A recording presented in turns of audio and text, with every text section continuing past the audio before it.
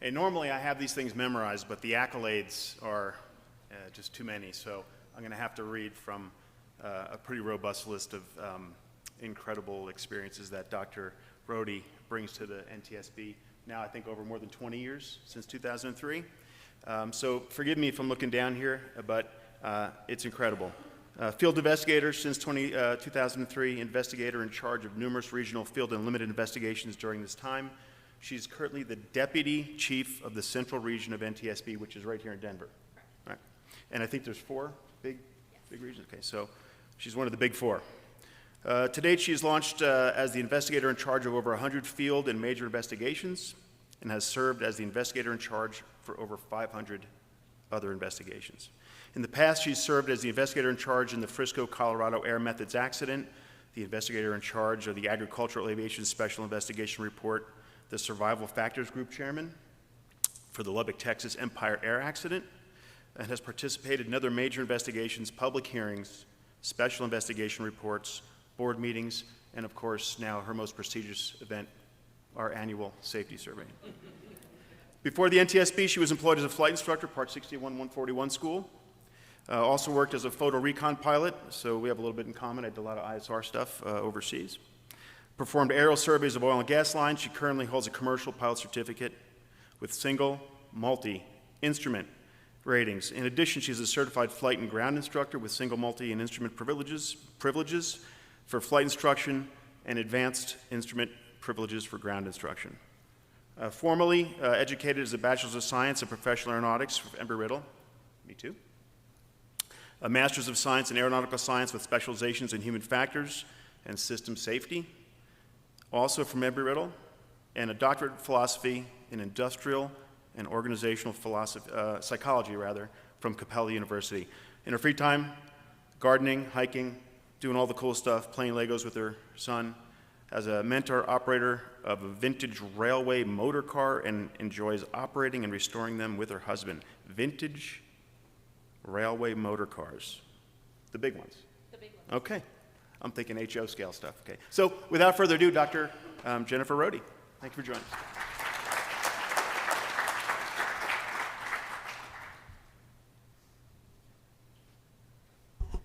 I do have HO in my basement office. My husband has built a track around the office. So thank you very much for the invitation to be here. I'm going to stand here since this is the microphone, but I may find myself wandering, so if you can't hear me, just say, hey, Jennifer, we can't hear you. Let me know, and I'll move back to the microphone. So again, thank you for the invitation to come here. I think a presentation is always best started with a video to explain exactly who the NTSB is.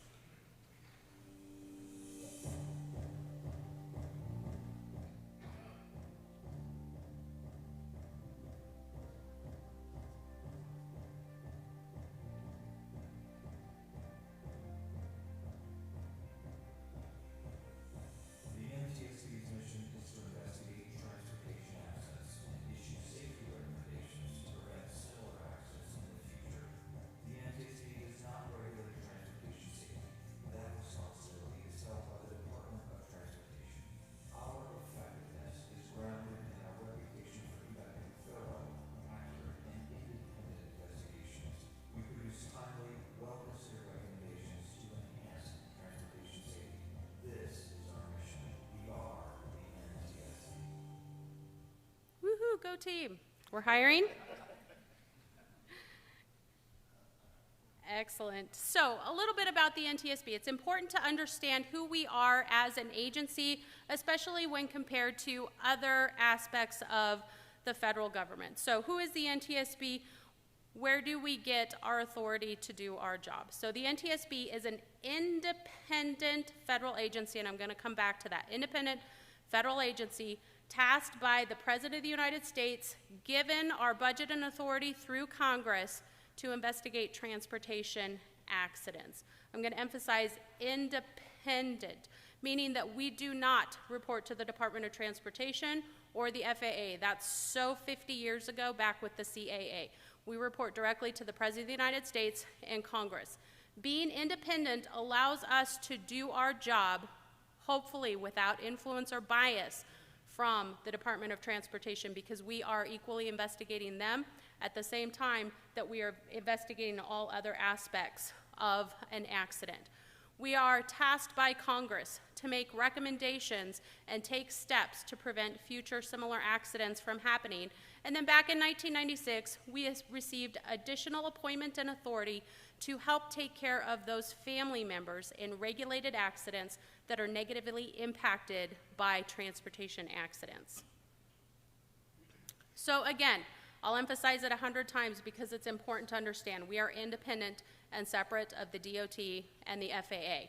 We report directly to the President of the United States. We have no regulatory authority. What does that mean? That means during the course of an accident investigation, I'm not going to take your certificate away. I'm not going to do anything. I'm not going to levy fines. I'm going to gather the facts and circumstances surrounding the accident. I'm going to work with my team, with board members, with the director of the Office of Aviation Safety to develop an analysis of those facts, create a probable cause, a most probable cause, and we'll talk about probable cause later. What is probable cause? And then prevent future similar accidents from happening again in the future. I have no regulatory authority, and that's important in our independence in order to conduct the complete, accurate, and thorough investigations. If you're afraid that I'm going to take your certificate away because you might not have made the best choice in those circumstances, you're going to be less likely to forthcome with the facts of what happened during that circumstance because you got it in the back of your head of, oh, if I come and confess, then something is going to happen to me. We want that angst and that anxiety to go away. We just want the facts and circumstances surrounding the accident because likely there are other pilots and other operators who have had similar circumstances, and they can learn from your situation if they know factually what it is that happened during the sequence events of that accident. The NTSB is led by 5 board members. These board members are politically appointed by the President of the United States, confirmed by the Senate. 2 of those individuals are additionally appointed and confirmed to act as the chair and the vice chair of the NTSB. Currently sitting at our helm is the Honorable Jennifer Homendy. We have Bruce Landsberg, our vice chair. He hails from AOPA. Michael Graham and Tom Chapman, also with the board, and we have a vacancy. If you have nothing better to do tonight, I encourage you to log on to YouTube and listen to the second confirmation hearings for the former mayor, Mr. Brown of Florida, who is currently being reviewed and considered to fill our 5th vacancy. As the video stated, the NTSB is multimodal. We investigate all modes of transportation. Aviation is the only mode where we are required to investigate all accidents. And I'm going to put that into scale and perspective for you here in a little minute because the NTSB is a very, very small agency when it comes to the federal government. But we are tasked by Congress to investigate all aviation accidents and then specific other accidents within the other modes of transportation. Again, understanding the facts and circumstances surrounding the accident through analysis, understanding what the most probable cause of those accidents are, and then preventing future similar accidents from happening again. The NTSB is very small, so I want to put this into perspective. How many of you know who the FBI is? Federal Bureau of Investigation. The NTSB could function for 15 minutes. Or the FBI could function for 15 minutes on the NTSB's annual budget. That's how small we are in scale to other large agencies like the FBI or the FAA. We're very, very small in comparison to other federal agencies. Within the Office of Aviation Safety, which is where I work, we have 113 total employees. It's going to go down at the end of the month because we have a few retirements, hopefully go up next month when we hire a few people and they walk through the door. 54 of those investigators from headquarters, meaning they're specialists. They specialize in power plants, airframes, human performance, air traffic control. We have 55 regional investigators. I brought 2 of them with me today, my colleagues Andrew Finney and Brian Rutt. They're in the back. They're here to take your questions if you have any afterwards. But we have 55 investigators to investigate about 1,300 accidents that happen on an annual basis. So some basic math, that's a pretty significant workload, and some of those are straightforward, and some of those unfortunately take years, which is frustrating, we understand, to the community. Why does it take the NTSB so long to come to that probable cause? Because we want to get it right. If we rush, what are we going to miss? And we're working multiple accidents at the same time. And so keeping those separate and making sure that we don't confuse circumstances across different investigations. So we are very grateful for everybody's patience and support as we move through the process of investigating an accident to make sure that we get it correct. Do we always get it correct? No, and we'll talk about what that process is moving forward. So, the authority that we are granted by Congress. We shall investigate all U.S. aircraft other than those operated by the military or for intelligence gathering purposes. So if it's operated by the military, sometimes we'll consult, sometimes we'll work together, but they take the lead of those investigations. Same with the intelligence gathering, you know, the secret spy stuff. Don't want anything to do with that. Those guys can do their own investigations. I'll help them out if they have a question. But there's a reason that that stuff is kept where it is. The NTSB is transparent, meaning that everything that we do is publicly available. The board meetings that we hold, we call those Sunshine Act meetings because they're held in the sunshine and transparent to the public. That was a big frustration with the original NTSB concept back when we were under the CAA, in that there were accidents that happened, investigations that were conducted, and nobody understood what the true causes or the true issues were with those accidents.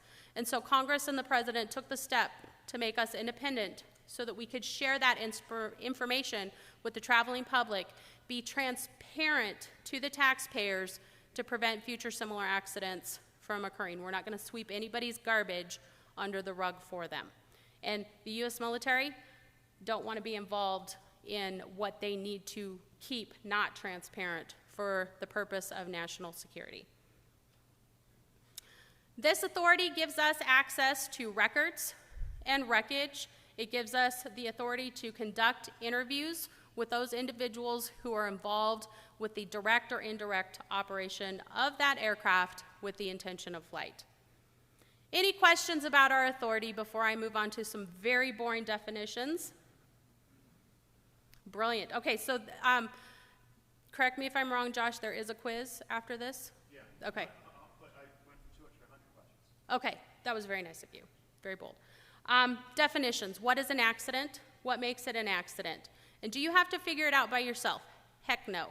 If you have a situation where you think, this might be a reportable occurrence, this might be an accident, just give me a call. Let's talk through it. I would rather be on the front side of it, gathering information as it's fresh. Evidence is frangible. It goes away very quickly. Memory goes away very quickly. So if you are in doubt, if what just happened is an accident, just give me a call. We'll walk through it together. We'll get there. An accident. An accident is an occurrence that happens due to the operation of the aircraft with the intention of flight that results in substantial damage, serious injury, or death. Death is pretty straightforward, except if you die at 31 days, we don't consider that a fatality for our accident. It will be shown as a serious injury for our accident. We had to draw the line somewhere, so about 40 years ago, we drew the line at 30 days. What is serious injury? What is substantial damage? Serious injury is hospitalization for more than 48 hours for whatever reason as a result of the operation of that aircraft with the intention of flight. Fractures of any bones with the exclusion of your nose, your fingers, or your toes. Hemorrhages, nerve, muscle, tendon damage. My favorite tendon damage accident is a hot air balloon. Hot air balloon comes in and lands, tips over, passenger tears their ACL. That sucks, it's an accident. No damage to the balloon, but it's an accident because of the serious injury that occurred to that passenger. Internal organ injury, very high likelihood that if you have torn your aorta, there's going to be substantial damage to the airplane, but let's not assume. And then second or third degree burns across more than 5% of the body. Again, if you've got that kind of fire going on in your aircraft, likely going to be substantial damage at the same time, but we will not assume. So what is substantial damage? Pay attention, because here comes the quiz. Damage or failure that adversely affects the structural strength, performance, flight characteristics of the airplane, and will require major repair. Very straightforward, yes? Okay, not all the time, unfortunately. Sometimes we have an event and we have to get our structures engineer involved to make an official determination as to whether this component is structure and whether or not it affects the strength during flight or the performance characteristics of the airplane. So again, it's not always straightforward. If you have something going on, it's better to reach out to me now than in 2 months when the insurance company says, hey, what's the accident number for this? Because this is an accident. And, oh, well, we didn't call the NTSB because we didn't think. Not that you guys are going to have accidents, because you are the foremost, safest operation, according to Josh, right? Okay. So, quiz, right here. Is this an accident? And no, it is not the annual mating season between Piper PA-28s and Stinsons. Yes, that has major structural damage that requires. That wing spar from Stinson's bad. Absolutely. Do we know if there was intention for flight here? Yeah, we would hope so, right? It's probably not a hurricane. This happened down in Florida. So here's the story. You know, the guy down in the Stinson, he's getting ready to take off, and the guy in the Piper, he's coming in to land, and the two shall never meet. But they did, and the Piper can't figure out why he can't get on the ground, and the Stinson can't figure out why he can't get off of the ground. This could have been so bad. This could have been horrible, but thank goodness it wasn't. So definitely an accident. Well done. You guys all get to keep your jobs for a day. This is not photoshopped, by the way. That sign was legitimately there. I did this accident. It happened down in Meadow Lake, Colorado, many, many years ago. Is this an accident? Was it a tornado or was it flying? It was flying. Very good question. Was there intention for flight? So yeah, they were coming into land. If you haven't been into Meadow Lake Airport, I encourage you to go check it out from the ground, not from a Honda Jet. I don't think the runway is long enough, but it's a cool airport, very small, very short runway, lots of stuff on all sides of the runway. So when the pilot lost engine power, he had to put it down somewhere, so he chose this tree. Don't choose trees. This one could have been really, really bad, but it ended very, very well, fortunately. No serious injuries for the pilot or the passenger, and we were able to figure out that this horrible thing called carburetor icing most likely resulted in the loss of engine power on this accident. I know you don't have carburetor icing in those GE engines. Thank goodness, right? But I imagine some of you do some GA flying. So keep that in the back of your head. You do some GA flying, you're tooling around the traffic pattern with your students. Carburetor ice is a real thing. Accident, incident.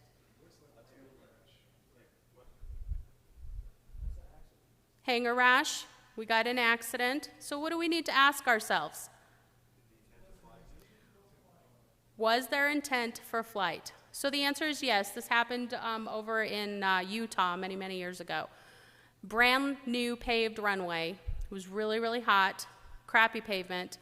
Pilot came in and landed, got a little loose, and ground looped, came over on the wing, substantial damage. But yes, sir, hanger rash is a real thing. So let's talk about that. You get in your airplane, you taxi over to the fuel tank to get some fuel, and you just accidentally run into the fuel truck. That's right. There's no intention for flight. Don't call me. I don't care about it. I have enough work. That's right. That's right. Glad that it didn't blow up on you. But yes, if there is no intention for flight. So when my investigators are asking you, were you taxiing to take off or were you taxiing for fuel? The answer is I was taxiing for fuel. No intention for flight, not an accident. It sucks. Your insurance premiums are going to go up and your mechanics are going to be grateful for the additional work, but it would not be an accident by our definition. One more. Last quiz question. Incident or accident?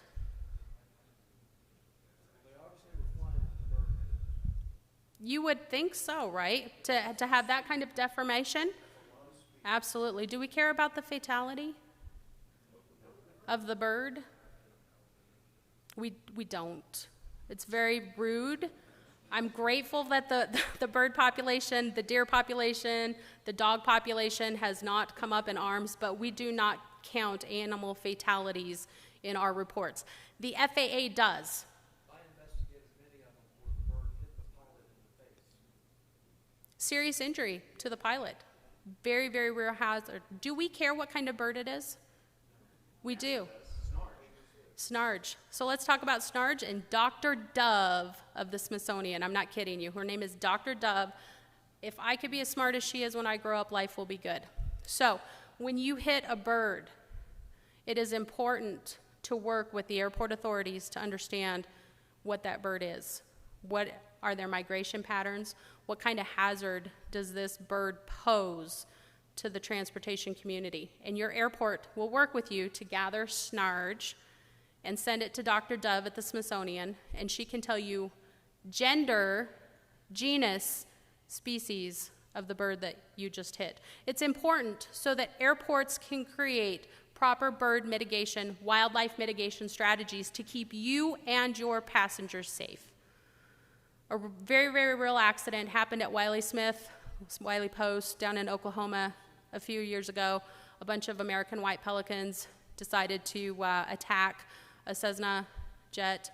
Unfortunately, all on board were lost. It was a very, very tragic accident, but through that process, we learned that the FAA certification for those aircraft was not up to snuff where it needed to be for the real danger that these birds can pose to transport category aircraft, to Part 23 aircraft, to the traveling public. We made some great recommendations.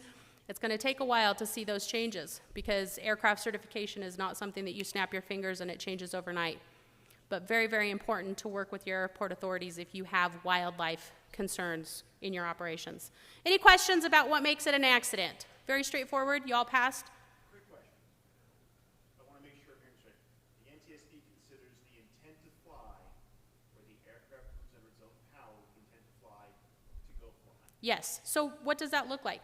From the time somebody boards with the intention of flight until the airplane is at the destination, the wheels are chalked, and everybody is off. So everybody has to get off successfully before we terminate the concept of operation with the intention of flight. Great question.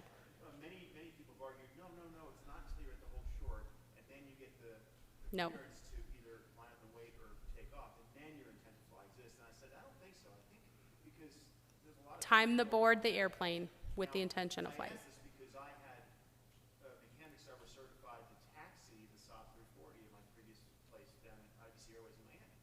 And we had to go over this. So, if you get into a mishap, you hit the lawnmower, or you go off the taxiway, you go over to the blast fence and do power assurance runs, it's not an NTSB thing. You don't even have a pilot's license. The intent to fly does not exist. Correct. It's okay, making sure that that's, We will do an investigation if they accidentally leave the ground. of course, I would think. But yeah, if there was no intention for flight otherwise. And we've had a couple of those, mainly with experimental aircraft where they're going out and doing their thing to get it in the air, and they accidentally take off and they accidentally come back down, and it's not pretty. So we will investigate those. But if it's otherwise no intent for flight, yep, great. Any other questions? I love being right before lunch because after lunch, you guys are all going to take a nap. Let's talk about our reports. Again, everything that we do is transparent and available to the public at little or no cost where it's absolutely possible. Our preliminary reports, we aim to bring those out within 15 working days, business days. Sometimes we take a little bit longer because we want to put more in that report and make sure that that report is complete and thorough with the preliminary information that we have available to us at the time of the accident. Final report, which includes the factual analysis and most probable cause. For a data collection report, those are pilot confessionals where the pilot says, yeah, I just screwed up, there's nothing mechanical. We write up a paragraph, we're done, we try to get that out in 90 days. If it's more than that, it could take 6 months, it could take 18 months. Sometimes they go over 2 years. We really don't like that, but again, we want to get it right, we want to get it factual so that we're actually making a difference, not just pushing paperwork. We scale our investigations. So the most high profile, most fatality investigations are a scale 1 investigation. We send go teams to those accidents. 2, a little bit lower, maybe a fewer fatalities, but the potential for safety issues, safety of flight issues for the traveling public, we scale those with 2, more resources. 3 investigations, those are what is the bulk load of our work that we do. Those are desk investigations or limited launch investigations where we have maybe 5 or 6 fatalities at the most, and we send an investigator on scene, and we might have 1 SME that supports that investigation, SME, subject matter expert. And then number 4, those are the pilot confessionals. Pilot says, I screwed up, nothing wrong with the airplane, and we get those out the door as quickly as we can. So what does a limited investigation look like? It runs the gamut. So here are a couple of examples of limited investigations that I have conducted in my 20 years at the board.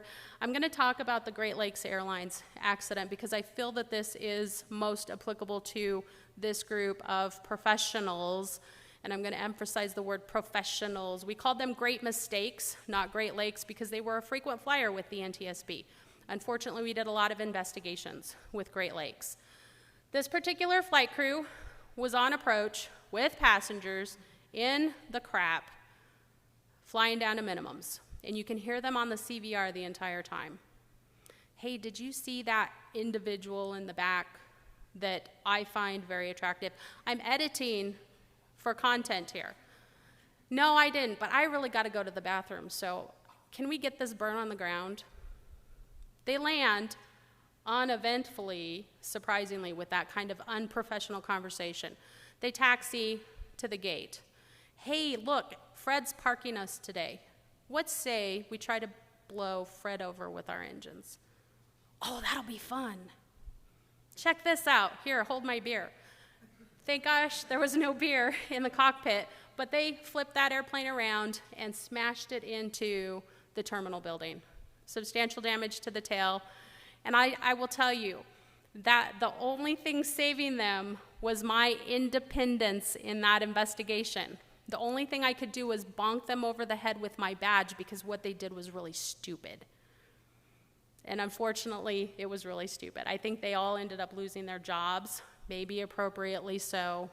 But the importance of a sterile cockpit, the importance of professionalism, all the way down to the ground. It's important to have fun in life. It's important to joke around and have fun, but there is a time and a place for that. And I know none of you guys would ever do something like that in the cockpit. Thank you for that, because my goal is to be put out of a job because nobody crashes airplanes anymore.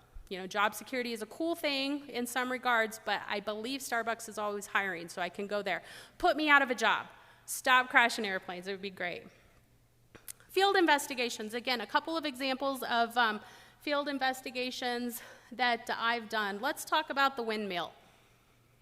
Why is a windmill an investigation that the NTSB would conduct? Well, let's talk about the damage to the windmill and how that windmill was damaged, or wind turbine, I apologize. An airplane did hit it. The airplane hit it, destroyed the airplane, and killed all 5 passengers on board.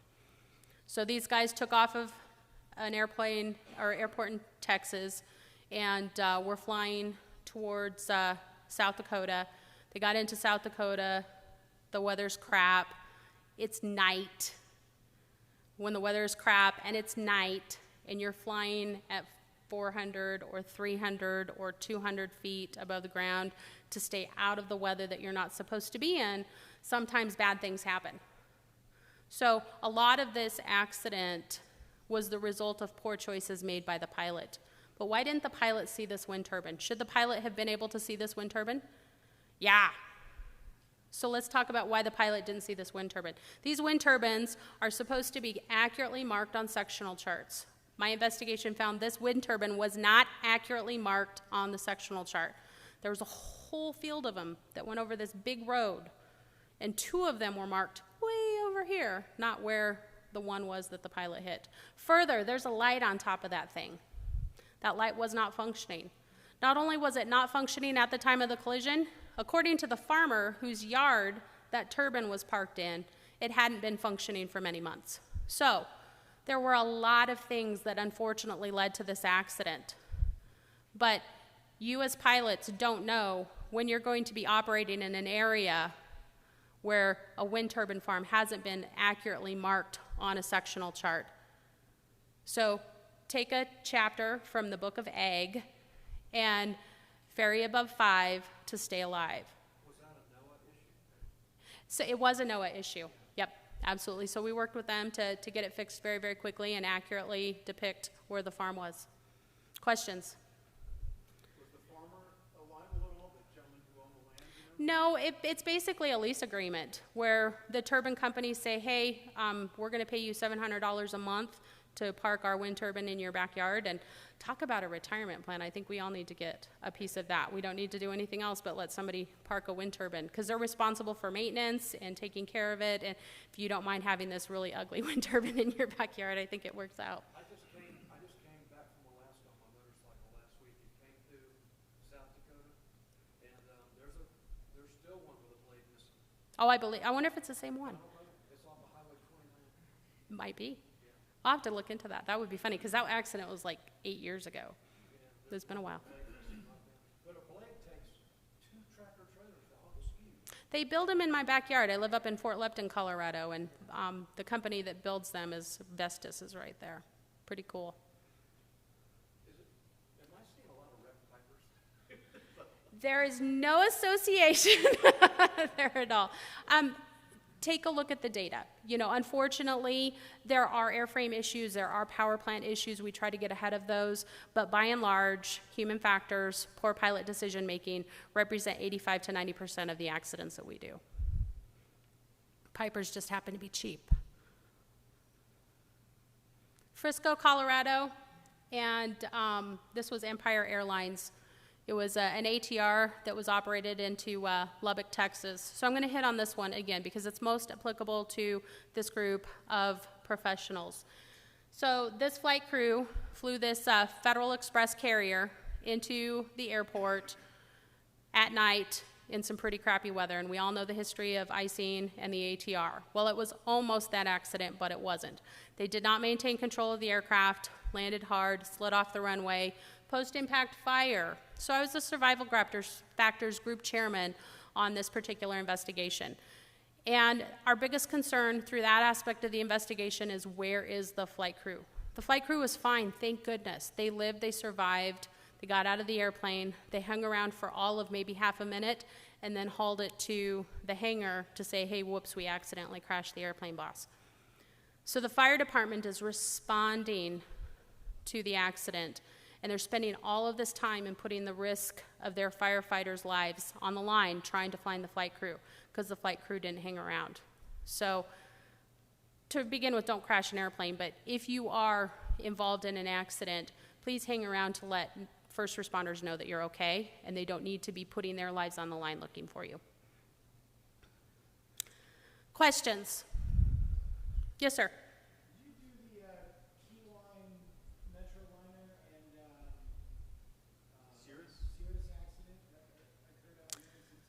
I was the supervisor who approved the report, if that counts. But no, one of my investigators did that investigation. Yes, do you have a question about that? No, that's a testament to the San Antonio, the metro liner, but I was just curious. Indeed, indeed. You didn't know they had a convertible model, did you? You pop top on that airplane? Absolutely. Let's talk about our pillars of responsibility. How am I doing on time? I can talk a lot. We're good? Okay, excellent.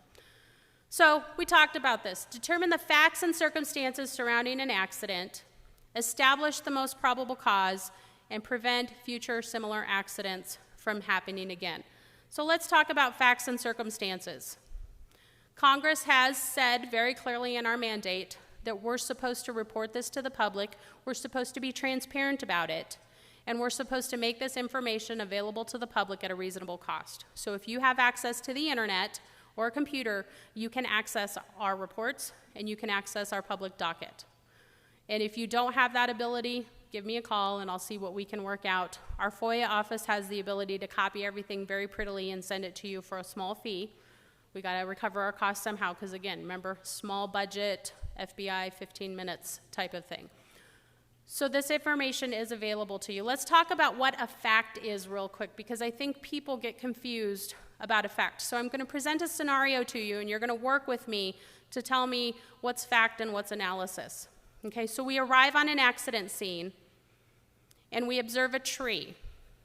And along the tree branch and on the bark of the tree, we observe white particulates. And an airplane is adjacent to the tree. And along the leading edge of the right wing is a circular indentation that measures approximately 12 inches in diameter and contains bark in that indentation. What happened? You can't speculate.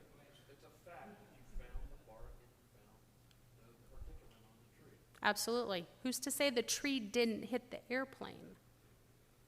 Did the airplane hit the tree, or did the tree hit the airplane? So we need some more information before we can come to a good conclusion through analysis and get to that probable cause. So the facts are what we're seeing and we're observing. But what happened? That's analysis, and that's the most probable cause.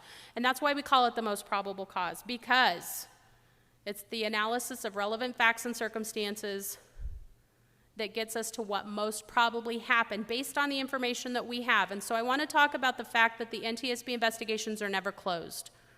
They are never closed because sometimes information comes out. TW800, everybody familiar with TW800 accident? Every year we get another petition for reconsideration to talk about this conspiracy theory, or this is what happened, or are you really sure that it wasn't a missile that brought that airplane down? And we have to consider everything that comes in. We have to reintroduce, if they are in fact facts, and say, did we consider this? Have we looked at this? Is this an important angle? Does this have an impact on transportation safety? Accident prevention, that's what I'm doing here today. I'm telling you about the NTSB, and we're going to talk about some common safety issues that we see across modes. How many are pilots in here? How many are not pilots? How many of you drive cars? How many drive trains? Oh, bummer. Okay. Most of you guys drive cars. And so these lessons that I'm going to talk about are just as applicable to you as they are to the pilots in the group. There's something that everybody can take away from these. So I don't know if you can read this, but it talks about fatigue and how this funny chicken is really tired and he needs some coffee, and it's just a pilot thing to be fatigued and to drink coffee and wear dark sunglasses, though I don't see any dark sunglasses in here except for the AV guy.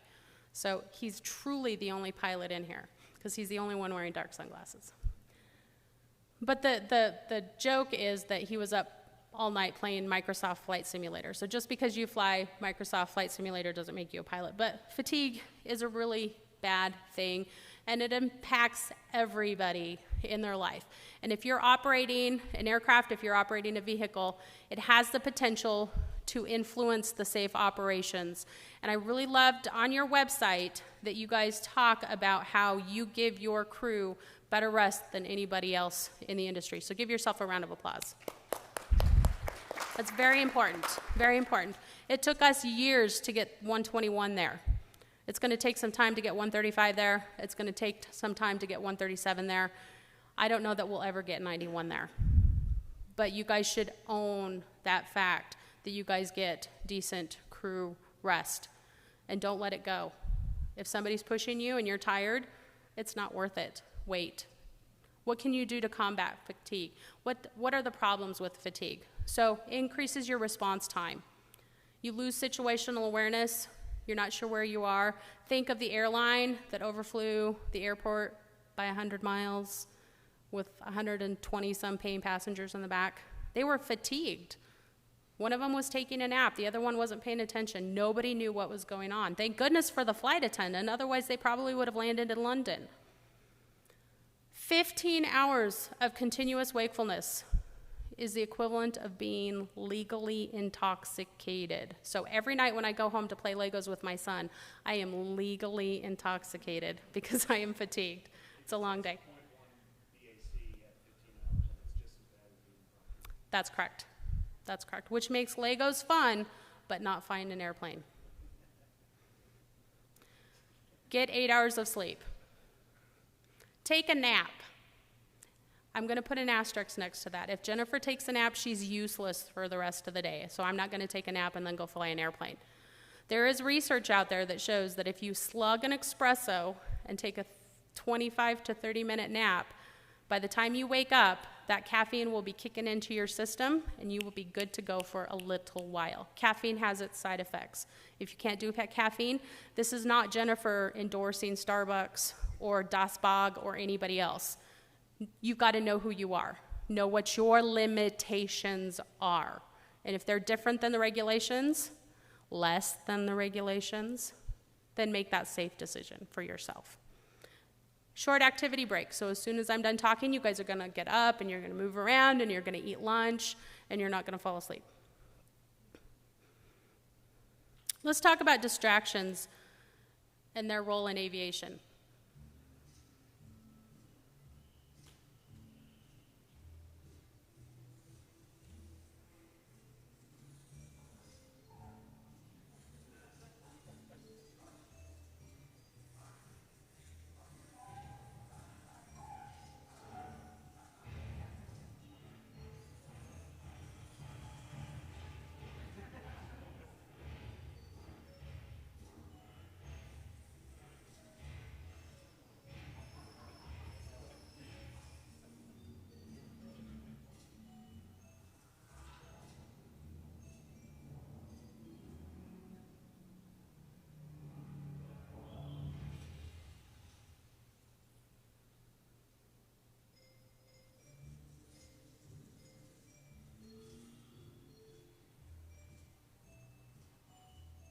There were no bees harmed in the filming of this safety video. So the takeaway is, when you are distracted, it has negative consequences on others. And so you need to be cognizant. Let's just go to the next slide. I know you really want to watch the video again. It has negative consequences on others who are around you. How many of you talk on your cell phone while driving? Be honest. Safe space here, okay? How many of you speed? Yep. There are a lot of distractions in your car. There are a lot of distractions in the cockpit. So kind of like the sterile cockpit, if you're above 10,000 feet, then maybe you can be playing with it. If you're below 10,000 feet, maybe you shouldn't. So think about that. Cellular phones, tablets, GPS navigation, the very technology in your aircraft can be a distraction. Do not use that second flight or that third flight to figure out how the navigation system works. There are apps for that. Log on to your computer, play with it on the ground where you're not going to kill anybody, you're only going to crash your couch, which is a funny story. Ask me about it afterwards. Non-essential conversations can serve as a distraction. So back to the sterile cockpit.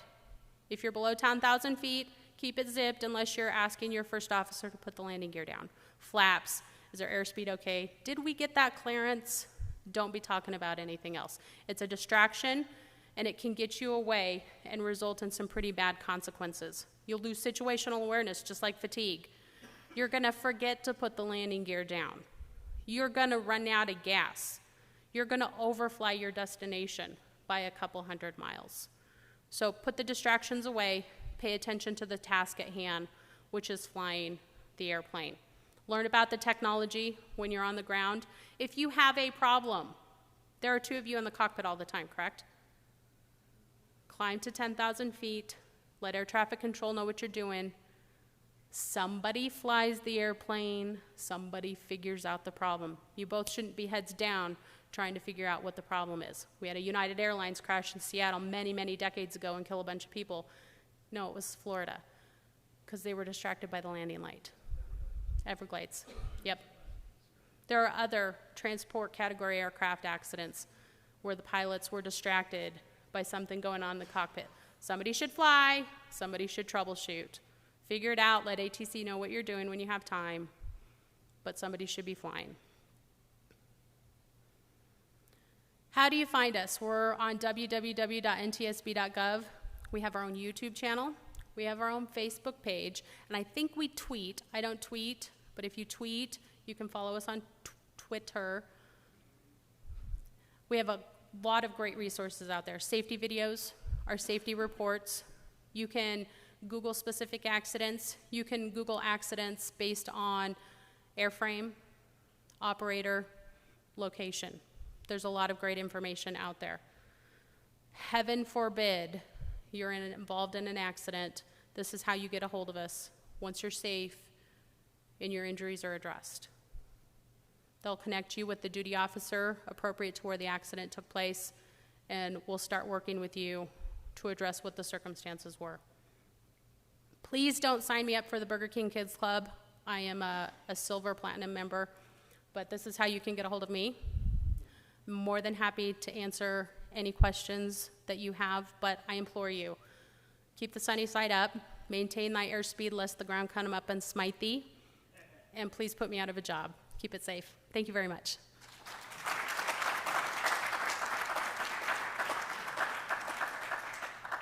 I have a question that is not too germane to this meeting, but I'm interested. Pipeline. Are you guys responsible for goods moving through pipelines as well? Yes, we are. Yes, we are. So that's the hazardous materials and pipelines. So when the pipelines explode, when somebody has a natural gas explosion at their house, we will send a team to investigate. Yes, sir. Jennifer, thank you for doing this. You talked about stress and fatigue. Can you talk about your experience on either incidents, accidents, when it's related to the circadian rhythm? Yes. How that affects, because it's an important thing for us. And, 135, 267, we know it's a regulation, 14 hours, 8 hours, 10 hours, whatever. It's a big deal, because 14 hours to me on a given day can be different from an 8-hour any other day, right? And it's important for us to we talk about circadian rhythm all the time. We have pilots who come out from the East Coast that eventually find themselves on the very same day on the West Coast, and vice versa. Your circadian rhythm and your fatigue can be relative. Nobody here can say, oh, I can fly at midnight, no problem. Well, maybe you can do it today. Can you do it tomorrow for sure? I just had the flu, sinus problems, those kind of things. Do you see that? Have you seen the causal factor being those things on an accident or an incident in some of your investigations? Absolutely. So circadian rhythm is a human factors, and we often joke, appropriately or inappropriately, that human factors are the final frontier of accident investigation. You can look at a piece of metal and you can see that it is fatigued, and you can see the cycles in the fatigue, and you can tell how many cycles it took for this piece of metal to fail. But the human is not so easy. When the human fails, we rely on self-report to get there first. And then we rely sometimes on people who are still surviving to understand those circumstances. So it's really hard to factually get down to that level of detail in an investigation to say without a doubt circadian rhythm played a role in this accident. We try. We try every opportunity we can. We rely on spouses to tell us what somebody's sleep cycle is. What stress are they going through? Personal and professional. What's going on in their life? Did they just have to put a hail claim on their roof that they just replaced 5 years ago, and ouch, that's going to be expensive? So human factors is hard to investigate because it's frangible and it's not as easy to look at as metal. But yes, we do have a lot of accidents. And I wasn't joking when I said I like to present in the morning and not in the afternoon, because you all, how many of you are from Colorado? Okay, so this afternoon, you all are going to be dipping right now, because this is when your lunch is right now, unless you're from the left coast, or the west coast, not the east coast. Okay, where's your circadian rhythm? Okay, you're going to get sleepy puppy dog syndrome. You're going to eat lunch, and your stomach is going to pull down on your eyelids, and you're going to be sleepy. That's not lunch's fault. That's your circadian rhythm. talking to you, and everybody has their own unique rhythm. And it's not like metal, where we can say this piece of metal was designed to withstand this force. Each of you is individual and different, and that's why it's so important that you understand what your limitations are. And the role of adrenaline. I see Carcadian problems in my investigators all of the time. Yes, there's an accident. Yes, Jennifer, I can drive for 15 hours to get there, and then I'm going to be on scene at 7 o'clock the next morning. And as soon as that adrenaline jumps from them, their fatigue is off the charts, they're tired, they're not seeing everything they need to in the course of that investigation, they're making bad choices, they're not complete and thorough in their work. And it's the same with you guys. So when you're going across the country, be cognizant of those time changes, not just so that you get the correct weather and know when the NOTAMs are going to close that airport, but so that you know when is your Carcadian dip going to come in, how is that going to impact you, and how are you going to mitigate it. So yes, books and volumes, unfortunately, of accidents where we can say fatigue played a role in the accident, and sometimes we were able to get into that nitnoid of Carcadian rhythm. Great question. Yes, sir. Thank you, Jennifer, for all this today. When you talked about the Great Lakes, the accident, did corporate culture or safety culture come into play in that? I really want to say yes. Great Lakes was a really small airline, and you look at the feed for a feeder airline. I hate the pun, but Great Lakes was a feeder airline for some of the larger carriers. And so we've got younger generation. I don't want to stereotype Generation X or Y or Z because I don't know what generation I fall in, and of course I would never do something stupid like that. But I feel that the generation already also played a little bit of a role, but that goes back to the human factor side. There's not enough research out there to say that, oh yes, it's definitely the generation that contributed to this. And corporate culture is a huge scoop that we get into with fatal accidents, but not as big of a scoop with non-fatal accidents. So we didn't go that deep. But if you look at all of the Great Lakes accidents, you could make an argument that culture contributed. And so this gentleman right here, you guys all know who he is. He's your director of safety, I believe, correct? Okay, so he is your safe space. If you don't like the way something is going in your culture, and I know that that would never happen here, but if you don't like the way that something is going, he is your safe space to fix that. Whether it be with the airframe, something mechanical, crew schedules, annoying passengers, we've all had them. Thank you. Yes, sir. So you mentioned that the NTSB never fully closes out investigations. Correct. I know it's like you put a closed report on TWA 100. What was the longest running investigation that the NTSB has done related to aircraft safety? So I don't remember the specific location, but there was a slurry of them. And it was the initiating one. It was the 737 rudder reversal. And that was probably the longest ongoing before we issued an initial report investigation that we've done, because it took 3 other events, 2 accidents and 1 not accident, for the NTSB to figure out what was going on with that rudder reversal in the 737. Great question. Yes. Yep. You guys have been fun. Any more questions? Jennifer, I have a question. So you've got limited resources, GA's broad. You didn't tell anybody that you let the FAA guys assist.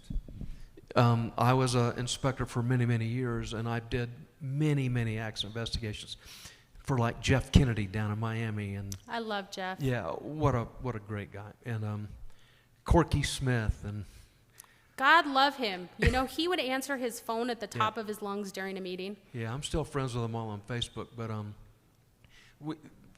we all we ever did for you folks though was gather the facts, Yes. the photos and the facts, and we always let the arrows point to your conclusion. Yes. Yes, and so let's talk about that, because I would be remiss without acknowledging my FAA colleagues. Sometimes we don't get along, but the fact of the matter is there's 13, when you were doing it, 18 to 2,300 accidents a year, and we still had the same workforce at that time. There's no way that we can launch on every accident, so we rely on the FAA to be our eyes and ears through delegation only. They're not responsible for the investigation, but they do help us gather the facts and circumstances surrounding those events. Fatal accidents, we almost always launch. High-profile accidents. Safety of flight, we might not launch, but we will get out and do a follow-up examination. Thank you for bringing that up. Anything else? I will hang out for a few minutes. If you have any questions, my colleagues in the back, they're just dying to answer somebody's questions. Actually, don't. They're brand new, and they would kill me if you guys asked them a really slugger. Yeah, oh, JT, that's right, that's right there here. Excellent. Thank you so much. I appreciate it.